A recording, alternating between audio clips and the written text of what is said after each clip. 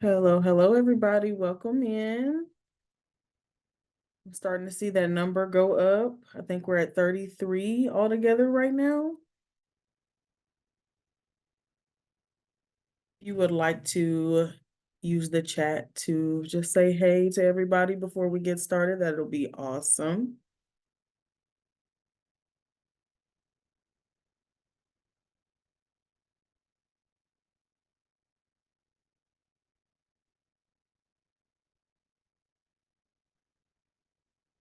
Welcome.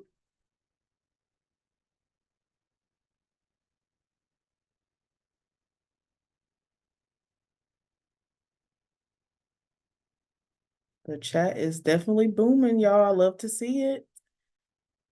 I am going to go over some housekeeping while we get everybody in. There are closed captions available if you need them. There is a CC that you can push at the bottom of the screen. The chat feature is available and we encourage you to use it. You should be able to message out loud or ask questions if you need to. We ask that you stay muted if you are not speaking. Feel free to unmute and ask questions if you need. And then if you also want to ask questions in the chat, like I said, you could do that as well. And this session will be recorded, and it will be sent out to you via email as well as all the materials that we shared today. So again, if you like to just hop in the chat and say hello to everybody, maybe I see a lot of people saying their names and where they're coming from. So that is an awesome thing to see.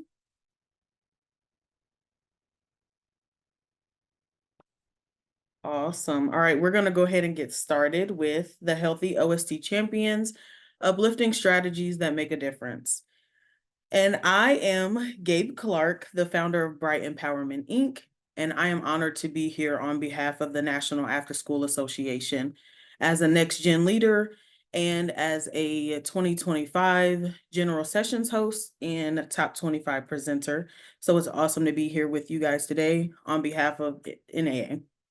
At NAA, we think and we know it's important to celebrate all of the work that we do as OST champions all across the nation. Why is it not And this event, a speaker? okay, there we go. And this event is a powerful reminder of just the work that we're continuing to do and the impact that we have on our field, our families, and one another. And we also believe at NAA that it is important to celebrate out of school time professionals for not only their support in academics, but creating spaces for young people and staff to thrive. And that includes promoting wellness, nutrition, movement, and really bringing those healthy eating and physical activity standards 2.0 to real life. And y'all, this is not easy work, right? We all know it's not easy work, but it is important. It's meaningful, it's inspiring, and it deserves to be celebrated. I also think that it is important to really think about the work that we're doing and think about the impact that we're having on one another. And the champions that you're going to hear from today are inspiring and amazing examples of what it means and what's possible when we're leading with our heart and innovation. And they're not just showing up and implementing HEPA standards, right? They are including all of these amazing wellness and nutrition and all of this in their programs. And they're also, sorry guys, and they're also showing us what's possible when we're adding job quality and staff wellness and youth success and how all of those things are deeply connected. So I really want to say thank you all for being here today on behalf of you guys, but also thank you for the work that you show up and do every single day. And without further ado, y'all, let's get started. So today's agenda, we're going to do a little bit of the welcoming. That part's already out of the way. And then we're going to do some introductions. We're going to go into After School Today presentations and talk a little more about what After School Today is. And then we're going to talk about, and we're going to start our Healthy Champions discussion panel. And we're going to have a Q&A for that as well. We're going to do some resource sharing. And then we're going to find out ways to stay connected, give feedback, and then we're going to do a little bit of closing. Awesome sauce. And again, I said I'm Gabe Clark, and I am the founder of Bright Empowerment Inc. We're also going to have Kaitlyn Falk come up, and she is the district wellness manager from Erie Public Schools. Katie Lakey is the research manager of OregonASK, ASK. Krista Caldwell, a school age specialist in early childhood connections in South Dakota. We're going to have Carla Chinavare. She is the executive director of Whole Family Integration, Whole Family Integration at Wayne Metro Community Actions Agency in Detroit, whoop whoop, Michigan. That's our cousins. I'm sorry, y'all. I'm from Indiana. And we are going to have Enrique Garcia, who is a Healthy Child's Director at United Way of El Paso County, Texas. So these are people we're going to hear from today, and I am going to pass it over to Kate. Great. Thanks, Gabe. Thanks so much for being with us today and sharing those opening remarks and setting the tone for what I know is going to be an amazing conversation today to really spotlight all of our healthy out-of-school time champions and the amazing work that out-of-school time professionals are leading across the country. And it is so great to see so many familiar folks here joining us today in the webinar. So hi, thank you all for taking the time to joining us, and really excited for the conversation. So just for those who don't know me, I'm Kate Goddard, and I am the project director. I am a project director with the Education Development Center, and lead our team that is working on the collaborative for advancing healthy experiences and out of school time. And I'm joined today by several of our project staff, including Claire Grace Jones, who's going to be facilitating much of today's webinar, as well as our TA specialist, Bianca Reed, and our evaluator, Sarah Hernandez. So you might see them in the chat and can say hi to them there. And just real briefly, the Collaborative for Advancing Healthy Experiences in Out-of-School Time is a partnership between my organization, the Education Development Center, and the National After School Association.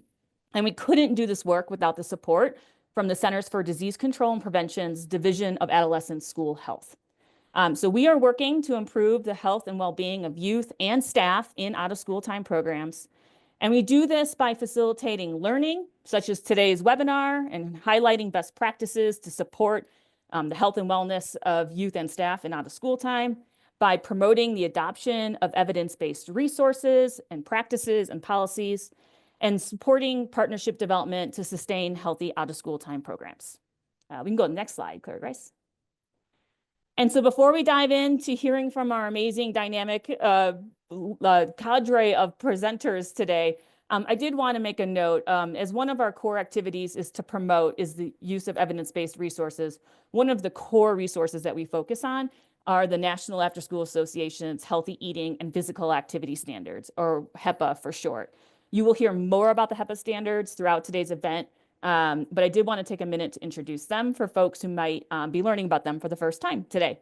So the HEPA standards translate nutrition and physical activity science into actions that out-of-school time programs can take to offer healthy foods, beverages, and physical activity. They also address staff training, program culture, policies, management, and environmental supports. So as you can see featured on the slide, there are the standards themselves. They're also available in Spanish. And then there is a self-assessment tool that is designed to really empower you, out-of-school time professionals, to assess your progress in meeting the standards. And I gotta give a shout out to Enrique, who's gonna be one of our panelists later in today's webinar, as he really supported efforts to translate the HEPA standards into Spanish. So thanks for your work on that, Enrique. And I just want to make a note that while the HEPA standards are aspirational, they are meant to be a guidepost towards which programs can work, and programs should feel to tailor them to your specific context. So they are designed to be practical and offer comprehensive guidance for anyone committed to healthy development of youth, of families you serve, of the communities you work in, and the out-of-school time professionals who support them. So now I'm going to turn it back to Gabe, who's going to kick us off with an introduction to a new NAA resource and introduce our first presenters. Awesome. Thank you so much. If you have not heard of After School Today, it is a after school magazine newsletter type thing. That's all virtual. That's published through the NAA, and it's published biannually. So they'll have one for fall and one for spring. As you see, the spring 2025 has just came out, and we are honored to be able to speak with two of the people who were what's the word, who were included in the 2020 spring 2025. So I'm going to pass it over to Kaitlyn Falk again, who is the district wellness manager from Erie Public Schools. Hi, everyone. Thanks, Gabe. Again, my name is Kaitlyn Falk, and I am the district wellness manager for Erie's Public Schools in Pennsylvania. My roles really fall in overseeing anything that touches physical activity, nutrition, and chronic health condition prevention. But prior to that, I was a community school coordinator at one of our middle schools. And so something that's really interesting about our district is we are all community schools. If you haven't heard of community schools, it is a strategic model for addressing non-academic barriers to learning. So what I like to say as our elevator pitch, we help students outside the classroom so they could be successful inside the classroom. And one of the things amongst many that community school coordinators and directors do is lead our out of school time programming. So prior to this position, I was leading the out of school time programming in the middle schools for 5 years. Now in this position, I get to work alongside all of our community school directors to really see where recreation, the out of school time programming, meets wellness. And I really think that those two pieces go hand in hand, that recreation allows us to foster our physical wellness when we're doing something active, socio-emotional wellness because we're engaging with peers. Kids, they have opportunities for conflict resolution and team building and getting to know new people who are different than them. And then in turn, those things need to be present before we can have a successful recreation or out of school time programming. If you think of Maslow's hierarchy of needs, you need those base needs to be met, the physiological needs, the safety needs, before students can really feel that social belonging. And so that's a quote here that I wanted to get across in this article, is that people need to have that base level of wellness before they can have the comfortability and confidence to engage in some type of play. So that well-being really needs to be in place before kids can truly have a transformative recreational experience. But then that recreational experience can continue to enhance an individual's well-being. So I do think that out of school time programming is an awesome way to address students' wellness needs, especially when so much of the school day is focused on curriculum and instruction time. The after school time programs or before school programs, weekend programs are a great way to really foster the whole child. And what we're doing in our district is working with those community school directors and community partners to integrate the HEPA standards in all of our programs. We've done some preliminary training and some assessments to see where we're at, and we're working on identifying what we want to hold on to as our core tenets. Obviously, if you have done the HEPA standards, you know that there are a lot of questions and a lot of standards to, as Kate said, to aspire to. So what we want to do as a district is really maybe hold on to 5 or 6 that are going to be our core leading, our core driving measures. And we have that work in progress. I'm really happy to see what we'll be like at this time next year. But in my role, I really get to assist at a direct level to go into the schools and do some fun after school programming that's based in physical activity and nutrition, but then also on the top down level as well to provide resources and trainings to our staff. So I'm not the only one doing it. If it's only me, it's not going to exist for a long time, but to really make sure that we have a strong team that believes in this work so that it can truly be sustainable. What I always like to say is, you don't stop playing because you grow old because you stop playing. So if we can really show our colleagues why recreation is so important, not just for students, but for the adults as well, then we can truly create a sustainable team that can drive this work forward.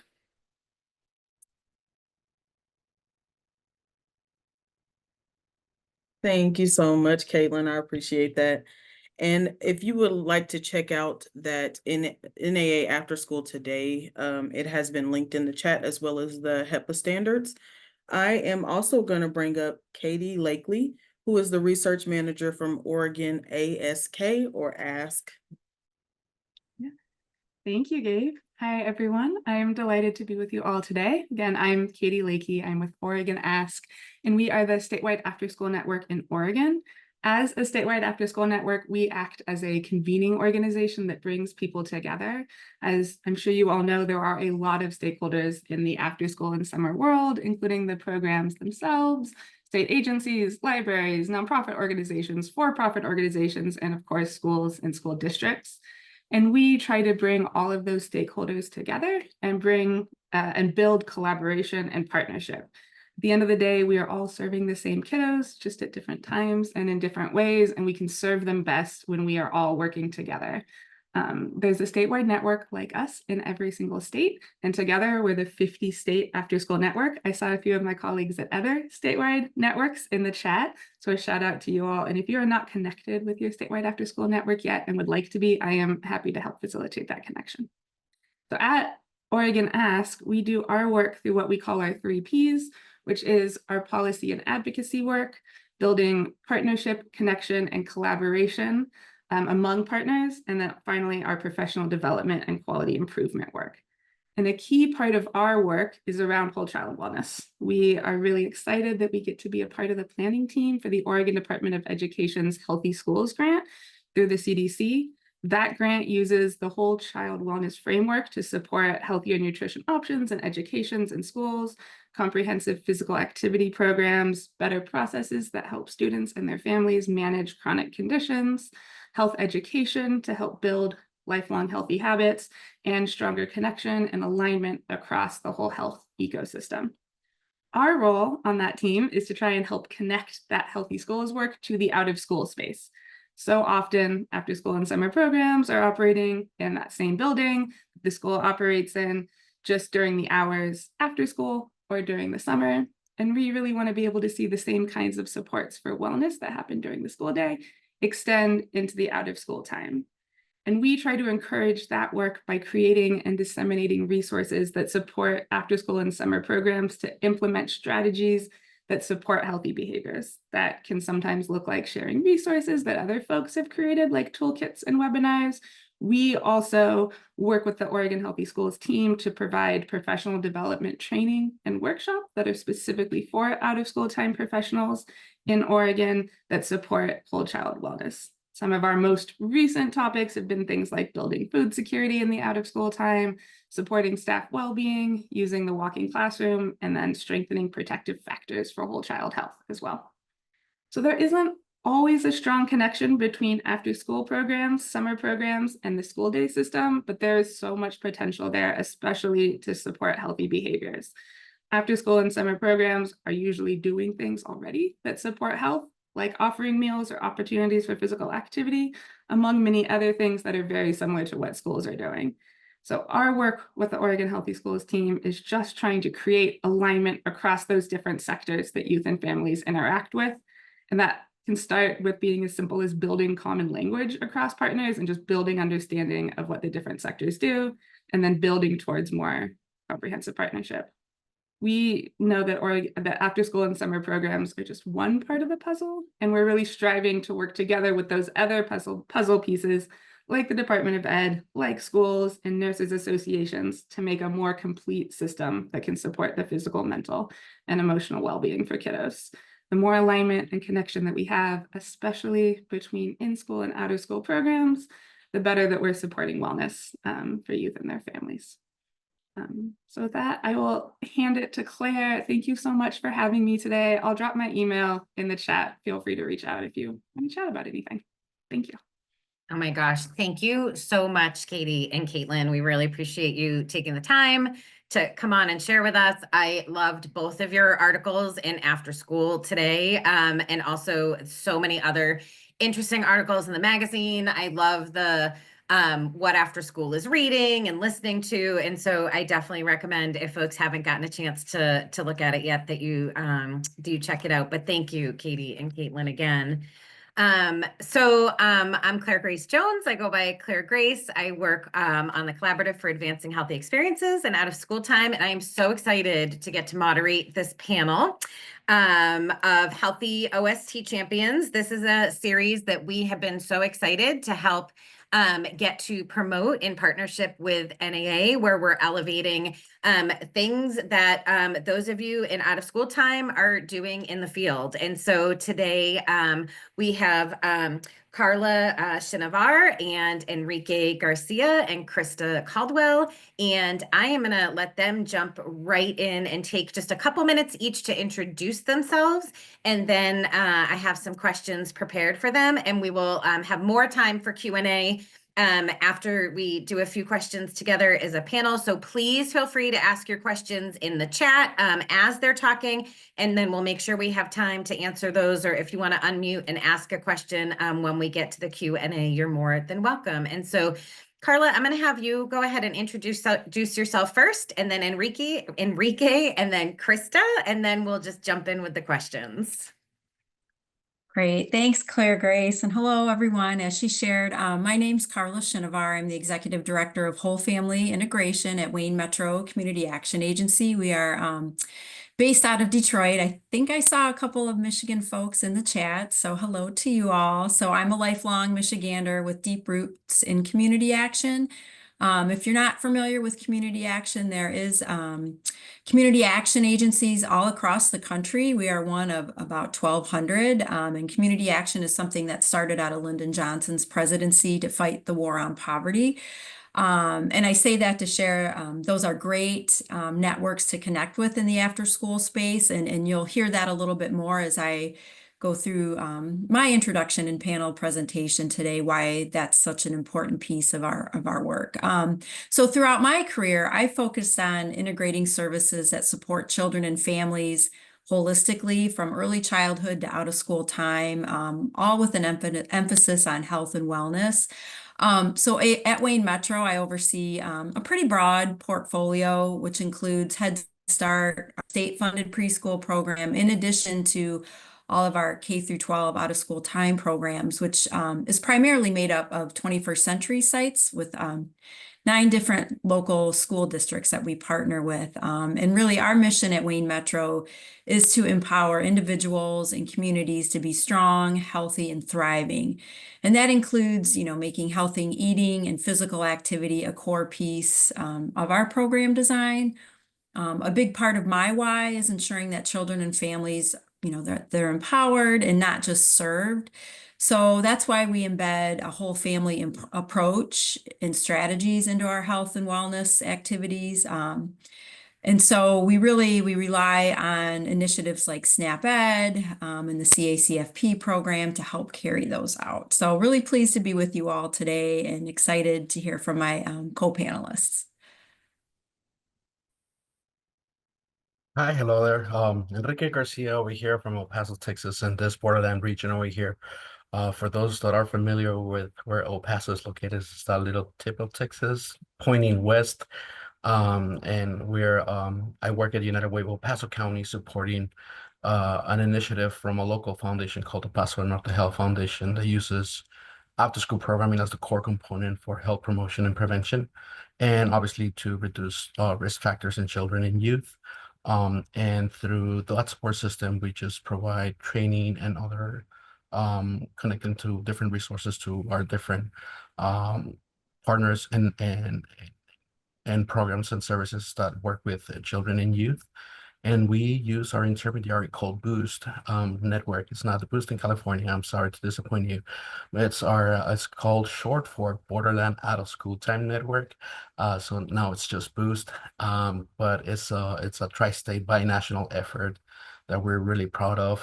That as we know, it is the only after-school intermediary that supports 2 different countries, 3 different states, and 6 different counties in our tri-state region over here. I love working with after-school programs.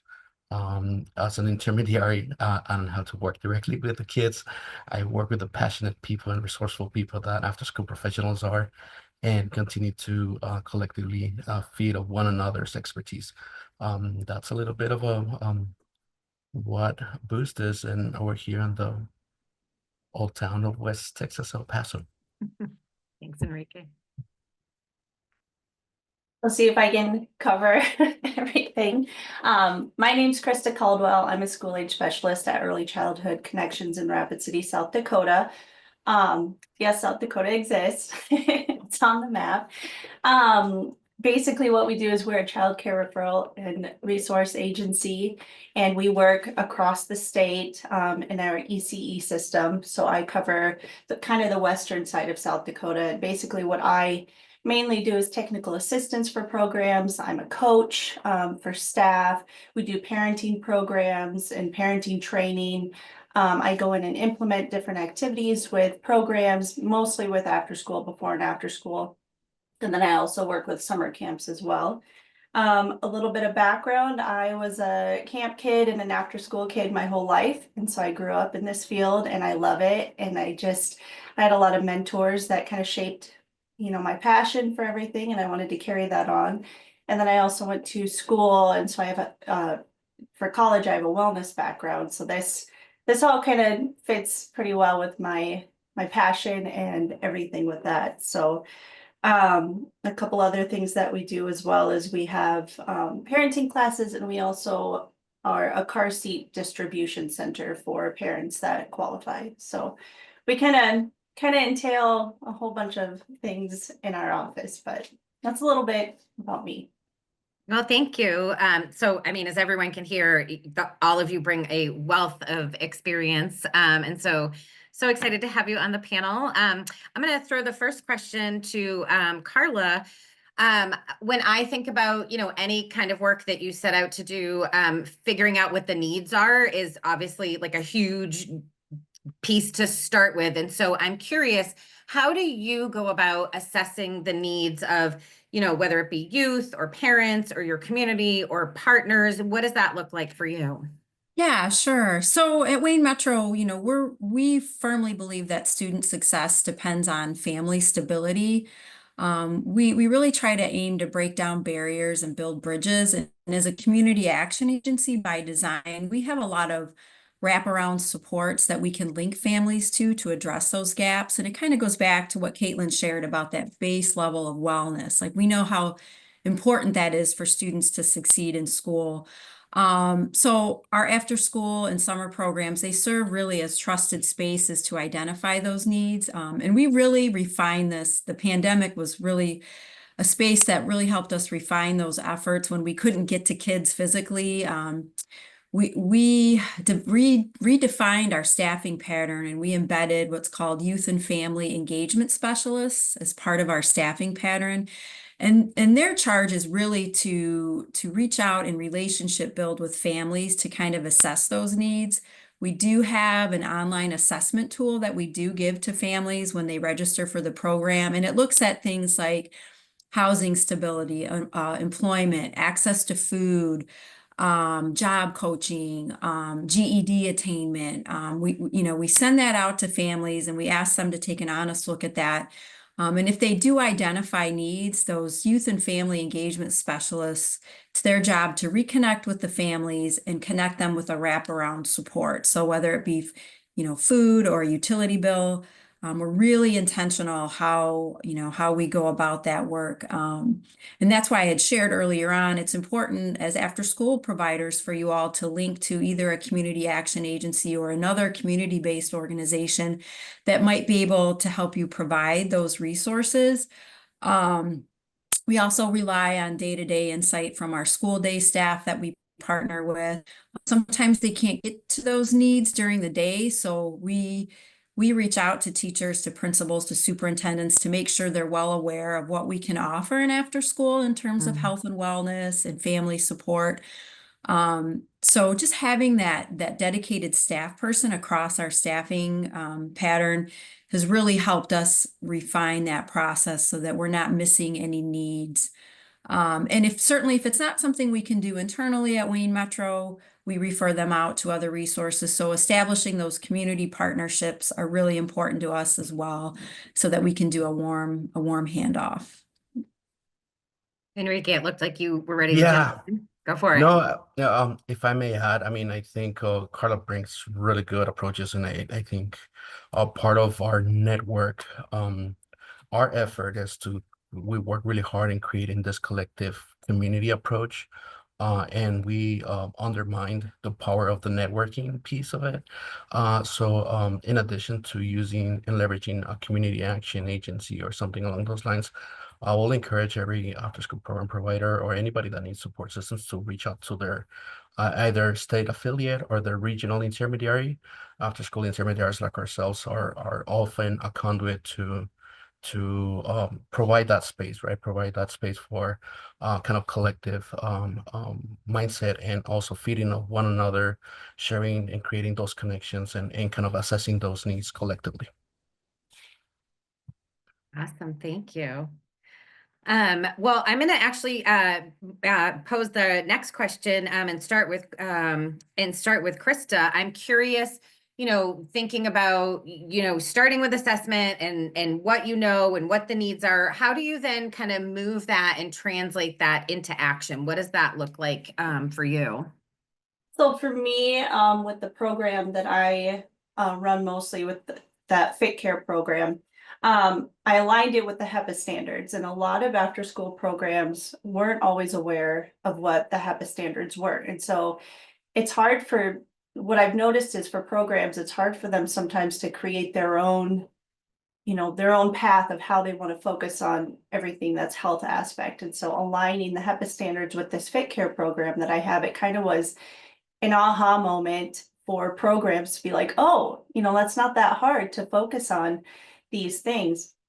And so going to them, I did a lot of door knocking, and I was just like, hey, what are you guys doing to focus on these aspects? And they're like, well, we haven't really thought about it. Or sometimes they're like, well, we have snacks, or we go outside and do these things. And it's like, that's great, but my focus is intention. We want to be intentional. And the more intentional we are, the more that we can display that for the kids and it's not just for the kids too. It's my focus is, are you as a staff member living a healthy life yourself so that you can transpire that onto the kids that you work with? And so it's bringing awareness to everything. And so I would just, to be intentional, go in there and I would show them, how to do an activity that aligns with, movement, or how they can incorporate more nutrition into it, and how they can talk about nutrition, and then curriculum that aligns with nutrition. So you're not just eating a healthy snack, you're also talking about it. You're narrating everything that you're doing. If you're outside and the kids are playing a game, then you're narrating, oh, you're building muscles by crawling across the monkey bars, so it's all of that intentionality to really focus on healthy aspects. And then I'll create a curriculum too for them, and then I'll show them how they can incorporate it into their program. And then I'll leave that for them so that they can continue to implement it. And if they have questions, they can always come back to me. So I'm very open about that. I'm like, I'm here for you. I want to help you in your program.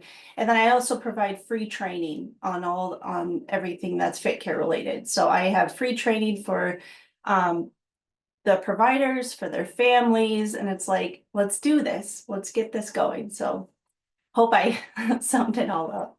Yeah, that's super helpful. And I know we're going to have an opportunity to share some resources toward the end of the webinar. And I asked all the presenters to already be prepared with some of their favorites. And I think, Krista, you're going to share the link for Fit Care in just a little bit. So thank you. Anybody else want to add anything as far as like how you kind of translate into putting things into action? Carla or Enrique? Yeah, I'll just to piggyback, I think the intentionality is the key. Like for us, we were really looking for a universal way to implement the HEPA standards. And that's where we kind of landed with SNAP-Ed in the Food Smarts curriculum so that it would look the same throughout all of our 30 sites. So SNAP-Ed and the Food Smarts curriculum has kind of been that vessel to help us carry out that work. And once we had something evidence-based to rely on, that really helped pave the way, and it made things a little more smoother, easily approachable, and then it looks the same throughout our programming instead of it being kind of cookie cutter, just all over the place. Yeah. Thank you. All right, so I'm gonna, oh, Enrique, do you wanna? Yeah, I'm just gonna say Yeah, please. if people have virtual tomatoes, they're gonna throw it at me right now. But we made it a grand requirement to at least target some of those HEPA standards. You didn't need to have like all 20 plus there are, but like you should have include at least a couple. And I think it's a perfect segue to your next question. So I'm gonna stop there. Great, thank you. Yeah, putting something into policy or into the grant itself. So I'm gonna, I just want to close the panel and then we're gonna have opportunity for questions with this last question. So in just a couple of sentences, what is one lesson learned or takeaway that you would share with the audience for how to increase health and wellness and physical activity in out of school time? So Enrique, I'm going to throw it to you first. Yes, so our starters, and I think thank you for that kudos and that shout out that I got on the beginning of this session. Part of us was including the accessibility of it, right? Having a binational after school network with English and Spanish goes both ways, and not everybody's bilingual. We needed this asset and this resource to be fully in Spanish that anybody in Mexico, even in El Paso, that are more comfortable or more predominant using Spanish as a primary language, they can still use these and not be eliminate the language barrier, right? But the other piece, I think, once our members and the grantees at the beginning started to realize how much of a low-hanging fruit and how much productive the HAPA standards are to introduce them or make them part of the program, I think they started to realize this is not just another assessment just to worry about, or just another check mark, or just another thing to report on. It was an actual asset that was benefiting their program. And we have some pushbacks from programs that have arts, right? So like, you know what? Our kids are in arts because they don't want to move. They don't want to be like playing sports. And there was, I mean, through the research and through the resources that NAA also helped us connect with, there's so much value in allowing kids to be kids for a little bit, having those brain breaks, having those 2-3 minute kind of physical activity helps them continue to be more focused and determined into the whatever activities that we're doing, regardless if it was not football or basketball or something like incredibly physical. And then storage wise, right? I mean, there was a lot of this pretty practical standards, and I think our panelists and I'm sorry, our presenters from the after school today just share this how practical and easy and beneficial using these standards are. And I think we got to realize until we put this into work. Awesome, thank you. Carla or Krista? Yeah, just quickly, I'll share. For us, it was really like a commitment to embed those healthy standards in our practice day to day. But before we could do that, we really had to focus on a couple things. And that's first listening to our families and listening to our students, what they're telling us, what their needs are. It's also being intentional about your partnerships. Who are your stakeholders? Who do you need at the table? And it's also not just listening to your staff, but supporting their wellness as well. That's a big piece of this work too, is that staff wellness piece. As you know, how hard it is to work with children day to day. It's often, not the most financially robust work at times. So, supporting staff in any way that we can to get them bought into that health and wellness mindset is really important for us too. So we ensure that we have those opportunities for them for self-care. We have a wellness plan for our staff, and we have all of those things embedded so that we can carry out this work thoughtfully for our students. Thanks, Carla. For me, it's just that word again, which I'm sure I annoy people with, but it's intentional. Just be intentional. Be intentional with your mission. If you're a staff and you're trying to get kids into routines, then be intentional about it.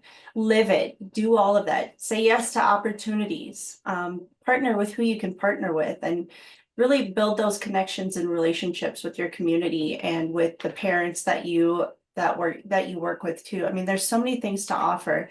And also just showing people how easy it is to live, a healthier lifestyle. and to just not shame people for what they choose to do, but bring about awareness to be like, this can replace this can replace this is easy. And then especially now, you don't need a lot of funds to have fun. And so it's like, what can you utilize in your programs, and what can you do to make it fun while we're still living a healthy lifestyle? And so that's really what I try to focus on. So thank you. Well, we've got time for just a couple questions. I did see two come through in the chat already. One came in, Carla, after you were talking about the assessment that you use with families. Somebody was wondering if you're able to share that. And I don't know, Enrique and Krista, if that's something that you specifically do as well to assess other needs that families might have that you as a program can connect them with. Is that something that any of you were able to share?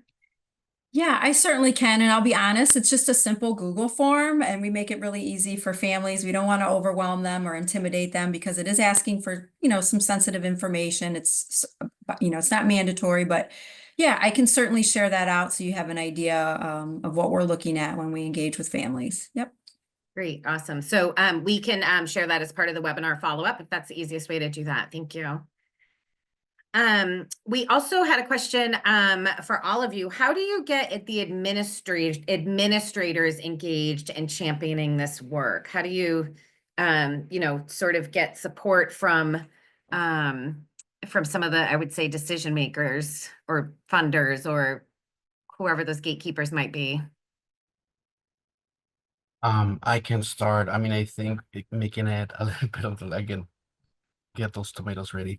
Part of making that grant requirement forced them to a certain degree to brainstorm on practical pieces to use the standards. And kind of like this came from above us, right? And I mean, the founder said, you know what, this is what we're trying to do. It's based on research, is the most beneficial. And as soon as everybody started kind of like see the benefit of it and how maneuverable some of these are and how practical some of these are, I think everybody started to get kind of like get used to the standards. But I think it was and just to answer that question, I think it's sometimes it's just preach by example, right? I mean, sometimes it takes you to start doing it, you be the forefront of it, and you just being the leader and the champion of it for everybody else to kind of like follow your example. Once they see a thriving program and a little bit of more of engagement in kids, they'll start everybody will start kind of waving that ripple effect. I can add really quick too. I really noticed that the more we're talking about health and wellness, the more that's just all we're talking about. The kids pick up on that too. And so if we can't be the biggest influence, then the kids can be the influence. They can start talking about it. They can ask their teachers, they can push that and be like, why can't we do more of this? Why can't we do more of this? And that might resonate a little bit more with the admin and the teachers and everything like that when they see that the kids are wanting this. But if it's not even on the kids' mind, or they're not focused about it, then it's really not, it doesn't always get pushed, because they try to fill what the kids want and things like that. So let's get them excited about this healthier lifestyle and living by the HEPA standards, and then they can be the vocal push for that as well. Yeah. Yeah, and I would just add that the data will tell the story, right? Any testimonials, anything you can show that these initiatives have impact is huge, and blast those out to all your stakeholders.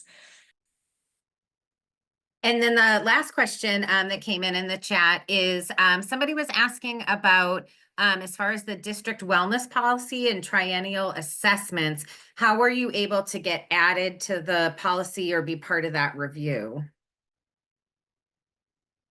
Yeah, I know this isn't across the nation, but in Texas we have student health advisory committees or councils that are comprised of parents and other stakeholders that influence the health and wellness policies at the school district level. And then through the same foundation that funds our work, they invested in this work, like leverage the shacks. and then they have that biting power to actually make changes at the school districts, at the school level. And they started making this regional shack committees for, because in most big cities like you all's, there's 9, 10, 12 different out of school time, I'm sorry, school districts. So it was easier to have everybody that was represented in the shacks. So to maneuver through those and get those kind of influence and get those policy written up and with those. So shacks are a powerful force, almost often comprised of, like by law, often comprised by parents. Thank you. Krista or Carla? And a response to that or any last thoughts?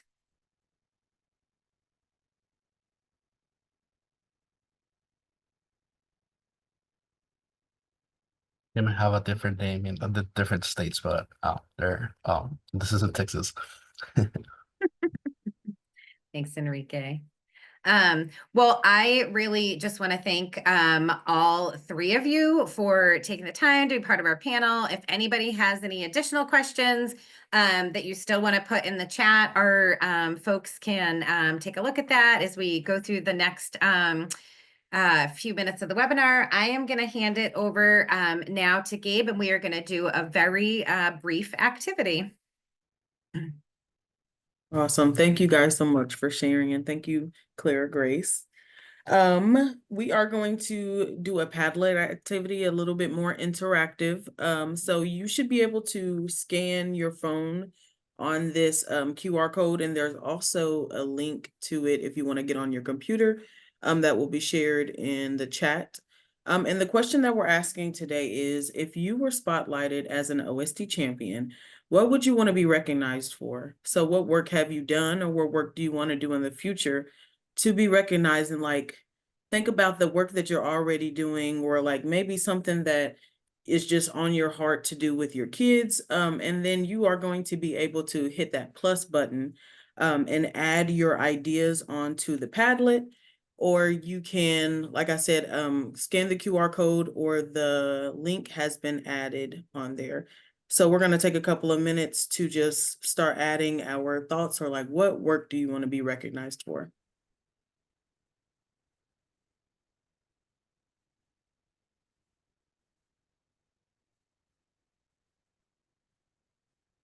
Some of that, what is that music? And Gabe, I can see it looks like some folks have navigated over to it. But if anyone is having trouble, you are welcome to also share your response in the chat. Thank you. All right, and I'm gonna share a couple as we start, as they start flowing in. So I see relationship building, summer camp programming, and I would like to be known as a listener who helped to make connections between OST and school staff. Awesome. Keep on filling them in. Community collaborations. On the chat, we have providing a safe space for all. I love that.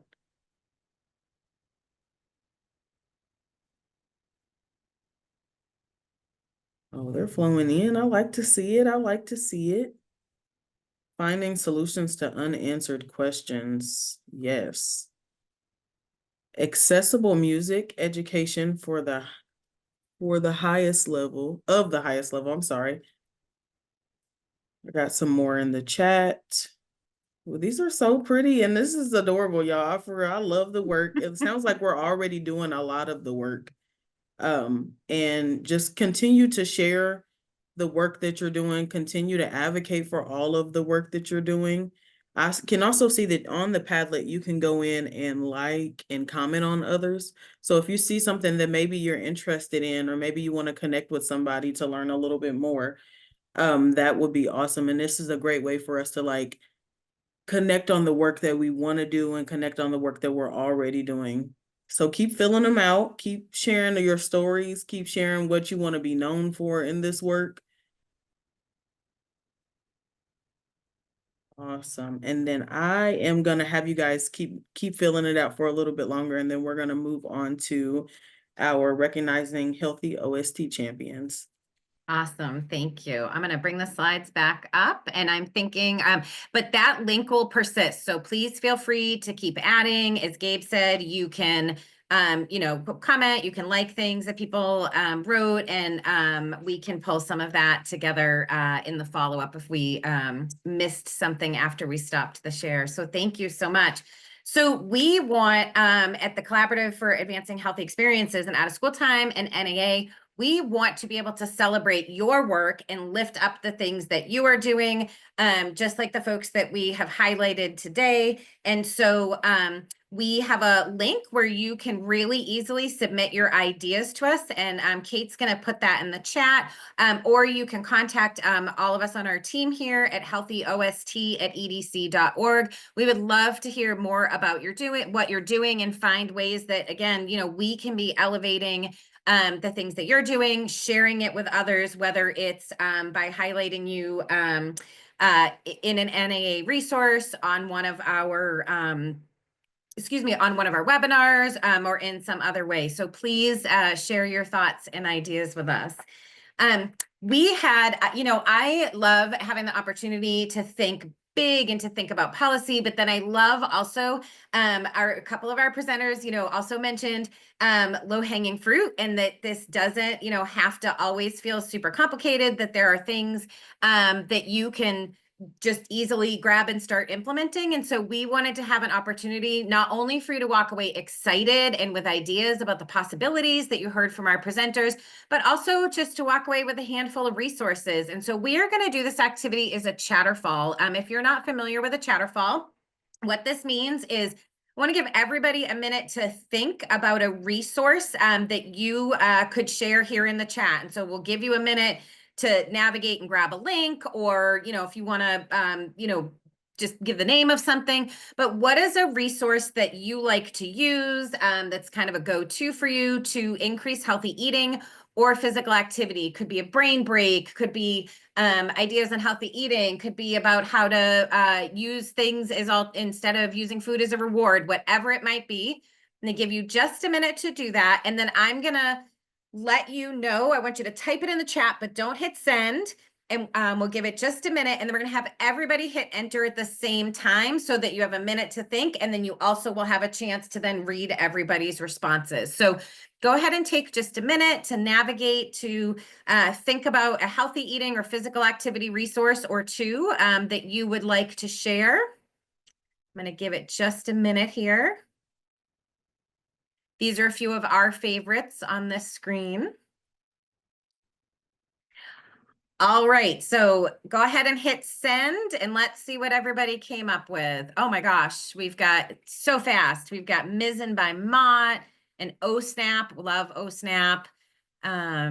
We've got YouTube, Brain Break Bluey. Oh, Hip Hop Public Health, one of my favorites. That one's on here. Playworks, getting things off of YouTube. Keep them coming. I know our presenters also said they were going to come with some thoughts they could pop in. Awesome. We will mine the chat. Native Youth Olympics. And Kate and I just were looking at an email on this. Thanks for pulling that one out. Awesome.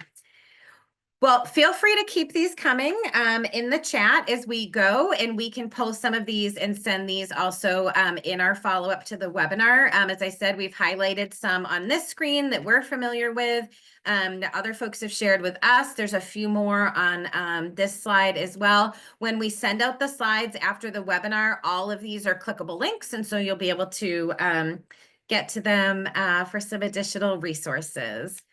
I also, before we get to the end here, just wanted to provide you with an opportunity. The Collaborative for Advancing Healthy Experiences and Out of School Time, affectionately call ourselves CAHI OST.